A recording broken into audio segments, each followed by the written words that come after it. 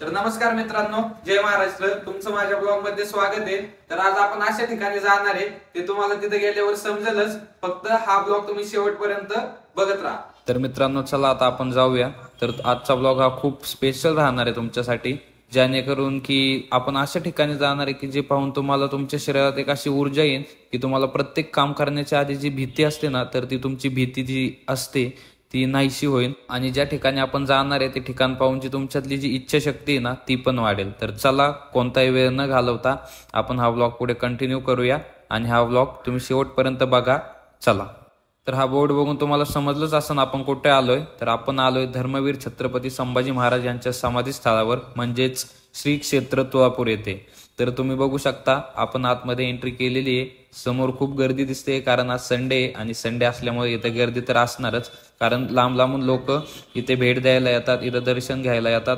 तर इथे समोर बघू शकता तुम्ही पार्किंगची सुविधा पण आहे. तुम्ही तिथे गाडी पार्क करून आतमध्ये दर्शनासाठी जाऊ शकता. तुळापूर हे नाव ऐकताच आपल्या प्रत्येकाच्या अंगावरती काटा येतो, कारण याच ठिकाणी त्या क्रूर औरंगजेबाने आपल्या छत्रपती संभाजी महाराजांची हत्या केली होती. तर 40 दिवस भयान्वित अत्याचार सहन करून इथेच आपल्या महाराजांनी आपला शेवटचा श्वास घेतला. तर इथे छत्रपती संभाजी महाराज व छंदोगामात्य कवी कलश यांची समाधी आहे. तर चला, मी तुम्हाला पुढे दाखवतो सगळं. तर ही छंदोगामात्य कवी कलश यांची समाधी आहे. ते महाराजांच्या शेवटच्या श्वासापर्यंत महाराजांसोबतच होते. जितक्या नरक्यातना संभाजी महाराजांनी सोसल्या, तितक्याच नरक्यातना कवी कलशांनी देखील सोसल्या आणि नव्या पिढीला दाखवून दिलं की एक मैत्री ही कशी असावी आणि मैत्री कशी निभवावी ते. तर तुम्ही थोडे पुढे आले की समोरच तुम्हाला महाराजांची समाधी दिसेल. तर चला, मी तुम्हाला आज जाऊन दाखवतो आपल्या महाराजांची समाधी. आणि आज संडे आहे त्याच्यामुळे थोडीशी गर्दी आहे. तर समोरच तुम्ही बघू शकता की समोर महाराजांची मूर्ती आहे. ती महाराजांची मूर्ती बघून शरीरामध्ये इतकी पावर येते ना, की त्या टायमाला जे महाराजांसोबत मावळे होते ते का नाही रे आपला जीव देणार महाराजांसाठी, ते पण त्यांच्या एका शब्दावर. समाधीवर येऊन शरीरावर अक्षरशः काटा आला आणि डोळे भरून आले. असं वाटत होतं की साक्षात आपले महाराजच आपल्या समोर आहेत की काय. धर्मासाठी झुंजावे, झुंजोनी अवघ्यासी मारावे, मारता मारता घ्यावे राज्य आपुले. देशद्रोही ते पुत्ते मारो निघालावे परिते. देवदास पावती फते यदोती संशयो नाही. देव मस्तकी धरावा, अवगाहल कल्लोळ करावा.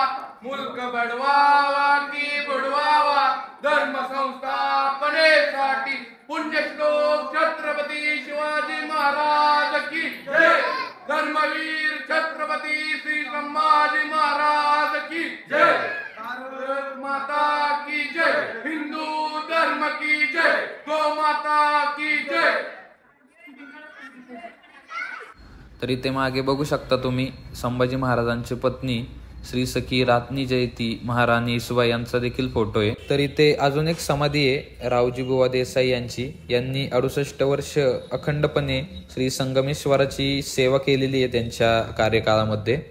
समाधी स्थळाच्या बाजूलाच प्राचीन असं श्री संगमेश्वराचं मंदिर आहे आणि मंदिराचं वातावरण पण खूप असं निसर्गरम्य आहे. आणि इथेच मंदिराच्या थोडंसं उजव्या हाताला आले की तुम्हाला खाली नदीकडे जाण्याचा मार्ग दिसेल, त्रिवेणी संगमाकडे जाण्याचा मार्ग दिसेल. भीमा, भामा आणि इंद्रायणी अशा 3 नद्यांचा संगम आहे, तो तुम्हाला तिथे पाहायला मिळेल. तर चला, आता आपण मंदिरात जाऊया आणि दर्शन घेऊया. आणि जी काही थोडीफार माहिती आहे मला, ती माहिती पण मी तुमच्यापर्यंत पोहोचवतो आणि आतमधून तुम्हाला मंदिर सुद्धा दाखवतो. तर या मंदिराच्या बांधकामावरून तुम्हाला समजतच असेल की हे मंदिर किती प्राचीन येते. तर ही तुम्ही जी मूर्ती बघताय ती इसवी सन 1633 मध्ये शहाजी महाराज यांनी ही मूर्ती इथे स्थापन केलेली आहे. तर इथे आतमध्ये मंदिराच्या गाभाऱ्यात आल्यानंतर तुम्हाला इथे महादेवाची पिंड दिसेल. तर इथे आपण दर्शन करून घेऊ. हे ऐतिहासिक असं महादेवाचं प्राचीन मंदिर आहे. या मंदिराला निसर्गरम्य असं वातावरण लाभलेलं आहे आणि त्याबरोबरच 3 नद्यांचा संगम पण इथे, भामा, भीमा आणि इंद्रायणी नदी असं हे पवित्र स्थान आहे. तर हाच तो 3 नद्यांचा संगम, इंद्रायणी, भामा आणि भीमा. तर ही समोर जी दिसते ती इंद्रायणी नदी आहे. तिच्या सोबतच ही भामा नदी आणि ह्या साईडने येते ती भीमा नदी. तर हा असा 3 नद्यांचा संगम आहे. तर तो 3 नद्यांच्या संगमाकडे जाण्यासाठी समाधीच्या बॅक साईडने रस्ता आहे. तर त्या रस्त्याने आपण खाली उतरून त्या नदीच्या काठी आपण जाऊ शकतो. तर धर्मवीर छत्रपती संभाजी महाराज यांच्या अशा 2 समाध्या आहेत. एक म्हणजे इथे आपण जिथे आलोय ते तुळापूर, आणि तुळापूर पासून 9 किलोमीटर अंतरावरती वडबुद्रुक नावाचं गाव आहे. तिथे पण छत्रपती संभाजी महाराज यांची समाधी आहे. इथेच आपण खाली पायरी उतरून आलो की आपल्याला उजव्या साईडला एक स्मशानभूमी दिसेल, आणि समोरच तो त्रिवेणी संगम आहे, इंद्रायणी, भामा आणि भीमा या 3 नद्यांचा. इथेच या इंद्रायणी भीमेच्या तीरावरती 11 मार्च 1689 म्हणजेच फाल्गुनी वद्य अमावस्या या दिवशी महाराजांच्या मस्तकाचा शिरच्छेद करून गुढीपाडव्याच्या आदल्या दिवशी त्या क्रूर औरंगजेबाने महाराजांच्या मस्तकाची गुढी उभारली होती.